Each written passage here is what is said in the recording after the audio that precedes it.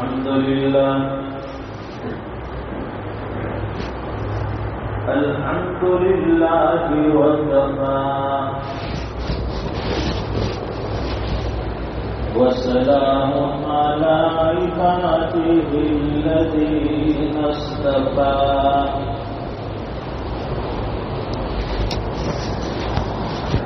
خصوصا على أفضلهم وخاتم النبيين محمد الأمين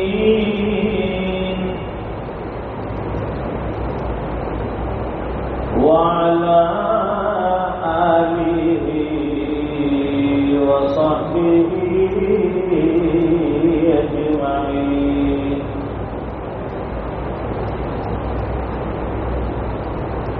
أما بعد فأعوذ بالله من الشيطان الرجيم. بسم الله الرحمن الرحيم.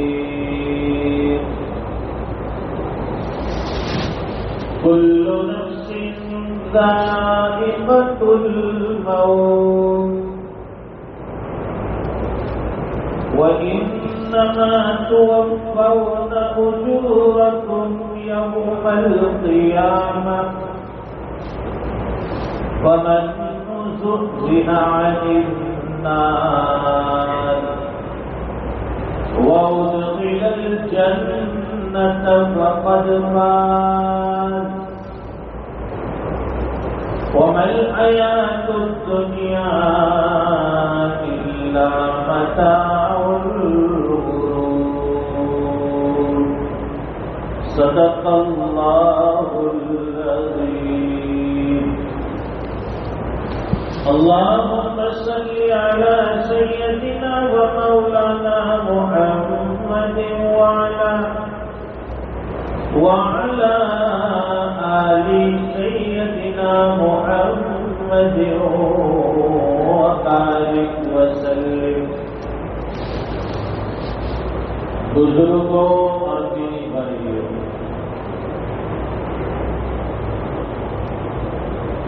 اللہ تعالیٰ نے اس دنیا کو، اس کائنات کو پانی بنایا ہے. فنا ہونے والی دنیا، ختم ہونے والی دنیا، مٹ جانے والی دنیا،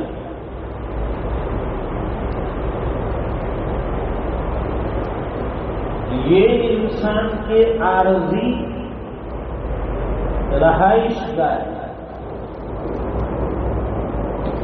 جس طرح سے ایک مسافر سفر کرتے ہوئے کسی جگہ پڑاؤ ڈالتا ہے، قیام کرتا ہے، ٹھہرتا ہے، وہاں اس کا قیام اور ٹھہرنا عارضی طور پر ہوتا ہے، کچھ وقت کے لیے ہوتا ہے. وہ ہمیشہ کے لیے وہاں ٹھہرتا نہیں ہے. اسے معلوم ہے کہ مجھے آج نہیں تو کل یہاں سے سفر کر کے آگے جانا ہے، آگے روانہ ہونا ہے. اس لیے وہ اپنی ضرورت کی محدود چیز سفر کے ساتھ رکھتا ہے.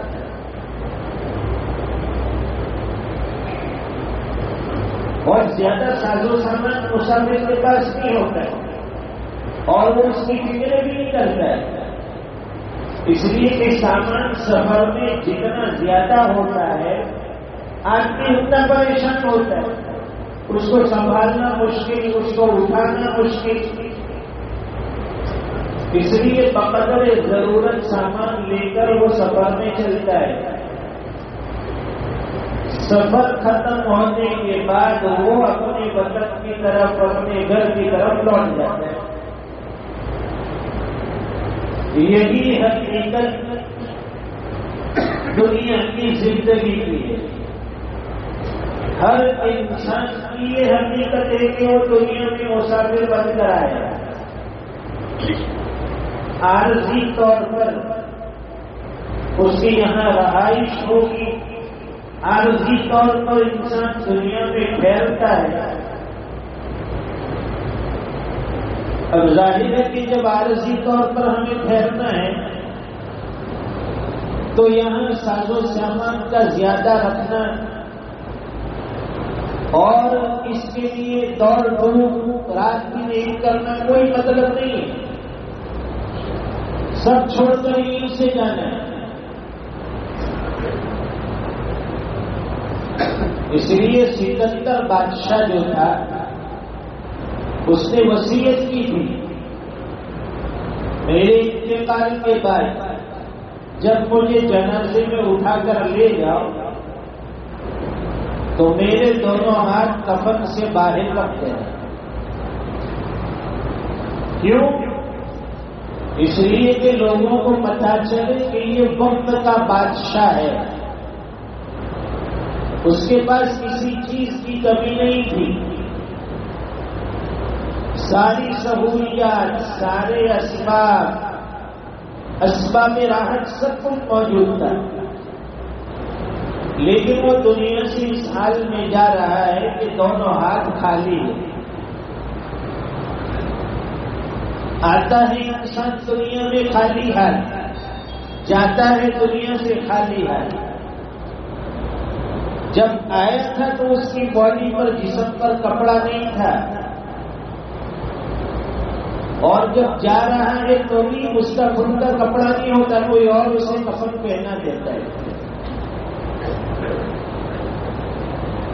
اس لیے دنیا عجیب ہے. کہیں تو قرآن کریم میں دنیا کو دھوکے کا سامان بتایا. یہ دنیا دھوکے کا سامان ہے. کہیں تو کہا گیا کہ دنیا ایک خواب ہے. جس طرح آدمی رات میں سوتا ہے اور کوئی خواب دیکھ لیتا ہے، صبح اٹھتا ہے تو پھر پتہ چلتا ہے کہ یہ تو ایک خواب تھا میرا. دنیا کی زندگی بھی ایک خواب ہے، ایک دھوکے کا سامان ہے. یہاں اللہ تعالیٰ نے اعمال صالحہ جوڑنے کے لیے بھیجا ہے. اس لیے اللہ والے نے بڑی اچھی بات کہی، تو اے بشر جہاں سے جس دم روانہ ہوگا کوئی نہ ساتھ دے گا اور تو اکیلا ہوگا. دنیا میں آیا انسان اکیلا جائے گا، اکیلا، کوئی ساتھ آنے والا نہیں ہے. بیوی کتنی محبت کرنے والی ہے وہ ساتھ نہیں آئیں گے. اولاد کتنی محبت کرنے والی ہے وہ بھی ساتھ نہیں آئیں گے. ابا کو قبر تک پہنچا دیں گے، ماں کو قبر تک پہنچا دیں گے، مٹی ڈال کر ہاتھ جھاڑ کر گھر چلے آئیں. وقت نظر سرانے آئیں گے سب پیارے اور صورت کو دیکھتے روئیں گے غم کے مارے. سب رشتے دار قریب ہوں گے. ابا دنیا سے جا رہے ہیں، کوئی رو رہا ہے، کوئی کلمے کی تلقین کر رہا ہے. اور یاسین جب پڑھیں گے تو نیم جان ہوگا.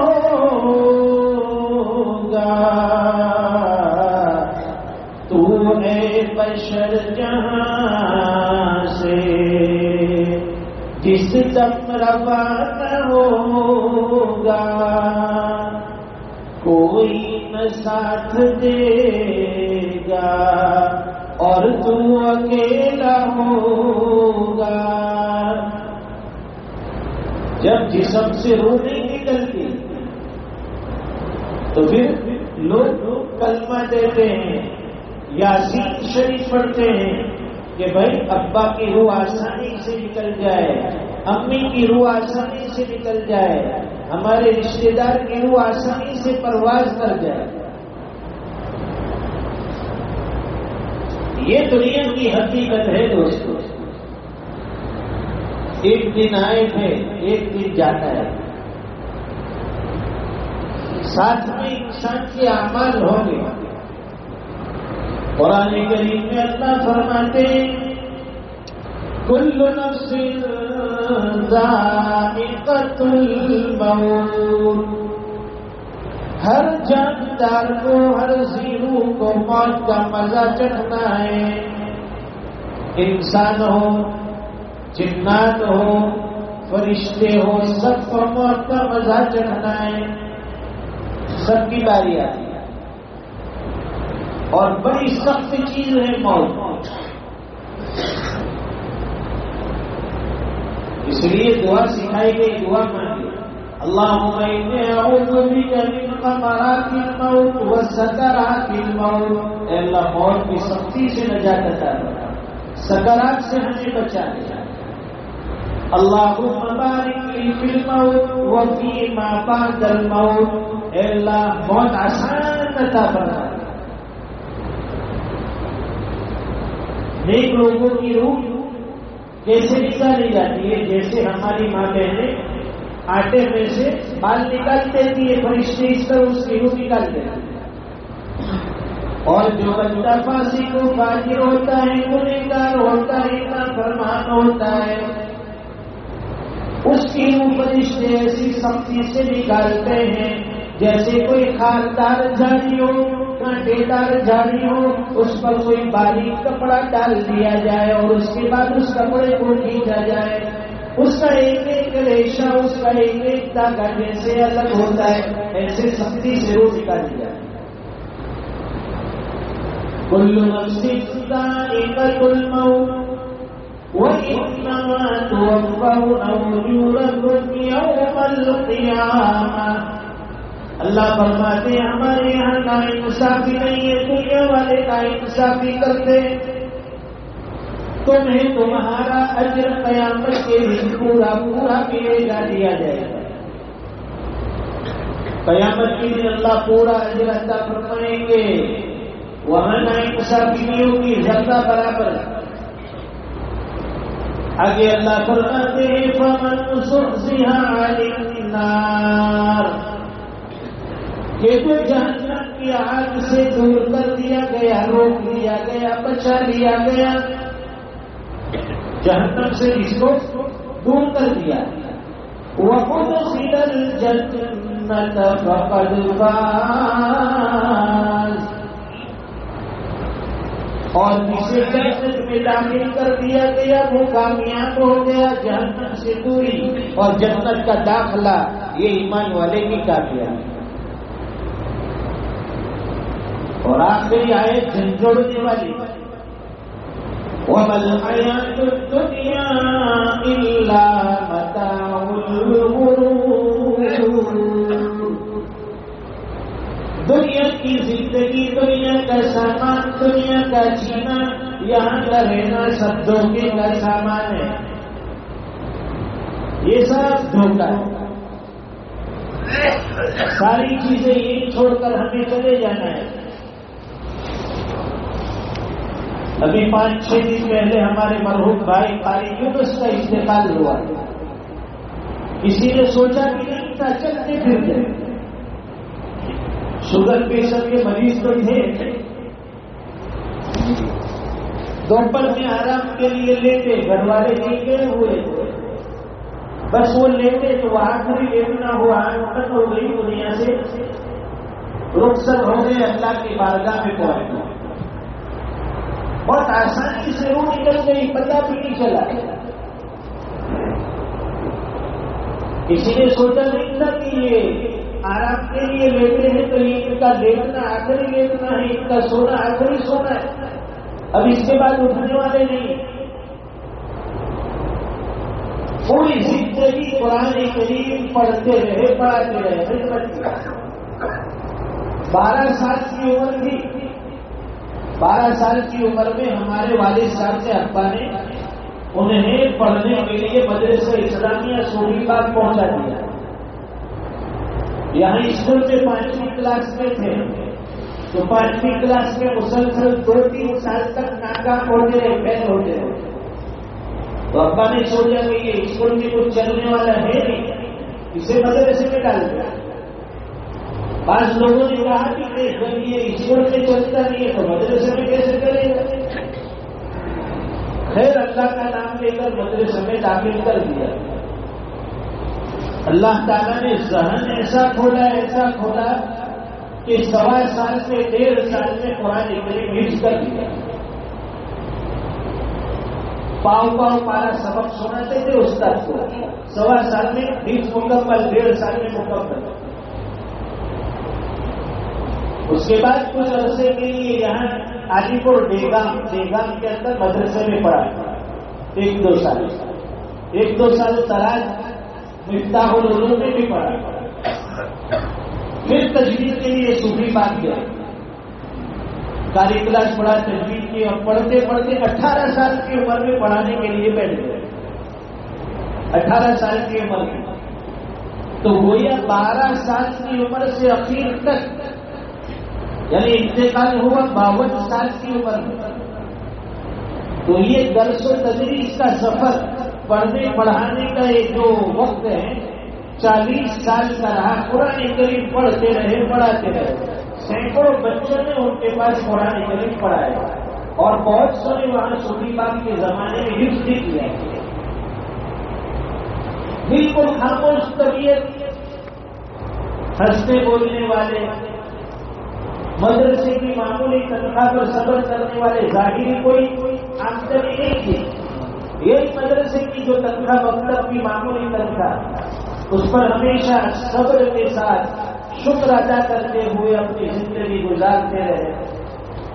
ان کے ایک دوست ان کا فون آیا، بہت قریبی دوست، کہا کہ میں جب بھی بیرون سے آتا تھا جاتا تھا مجھے بمبئی رہنے آتے، چھوڑنے آتے، ویسے بھی سال بھر میں فون سے بات ہوتی رہتی تھی. میں پوچھتا تھا کہ یوز صاحب کچھ کام ہو تو بتانا میرے گھر، کوئی ضرورت ہو تو بھی بتا. پوری زندگی 1 روپے کا سوال نہیں کیا. ورنہ اگر ہمیں کوئی کہے کہ بھائی کوئی ضرورت ہے تو ہم بتا دیتے ہیں بھائی گھر میں یہ تکلیف ہے، لیکن کبھی انہوں نے اپنی تکلیف کا شکوہ نہیں کیا. صبر کرتے رہے، جو بھی گیا اس پر شکر ادا کرتے رہے اور دنیا سے رخصت ہو گئے. جانے والا دنیا سے چلا جاتا ہے، لیکن اگر پیچھے نیک اولاد ہو تو ان کے لیے صدقہ جاریہ ہے. 2 بچے ماشاءاللہ حافظ قرآن بھی ہے. جب تک وہ قرآن کریم پڑھتے رہیں گے اجر و ثواب والد مرحوم تو قبر میں ملتا رہے گا. اولاد کا نیک صالح ہونا یہ ماں باپ کے لیے صدقہ جاریہ ہوتا ہے. اللہ تعالیٰ ہمیں بھی موت کی حقیقت سمجھا دیتا ہے. ہم بھی ہمیشہ کے لیے بنے نہیں ہیں. یہ خاکی جسم ہے، یہ مٹی کا بنا ہوا ہے، ایک دن مٹی میں چلا جائے گا. اس لیے فرماتے ہیں کہ مرنے والوں کو جب دفن کیا جائے تو 3 مرتبہ منہا خلقناکم وفیہا نعیدکم ومنہا نخرجکم تارۃ اخری، کہ اسی مٹی سے ہم نے تمہیں پیدا کیا، اسی مٹی میں لوٹ کر تمہیں جانا ہے، اور قیامت کے دن اسی مٹی سے ہم تمہیں دوبارہ اٹھائیں گے. یہ انسان کی پوری زندگی کا خلاصہ ہے. اللہ تعالیٰ ہمیں زندگی کی حقیقت سمجھا دے. موت کے آنے سے پہلے اللہ تعالیٰ موت کی صحیح فکر، صحیح تیاری نصیب فرمائے کہ عقل مند انسان کون ہے جو موت کے بعد کام آنے والے اعمال کرتا ہے. یہ دنیا کی ضرورتیں ہیں، اس کے لیے محنت کرنا بھی منع نہیں ہے، لیکن ساتھ میں اپنی آخرت میں، اپنی قبر میں کام آنے والے اعمال کرے، نیکیاں کرتے رہے اور اللہ کو راضی کرنے والے اعمال کرتے رہے، نمازوں کا اہتمام کرتے رہے، قرآن کریم کی تلاوت کرتے رہے، استغفار کرتے رہے، دعاؤں کا اہتمام کرتے رہے. اللہ تعالیٰ کہیں سنی باتوں پر ہمیں عمل کی توفیق عطا فرمائے. وآخر دعوانا الحمد للہ رب العالمین.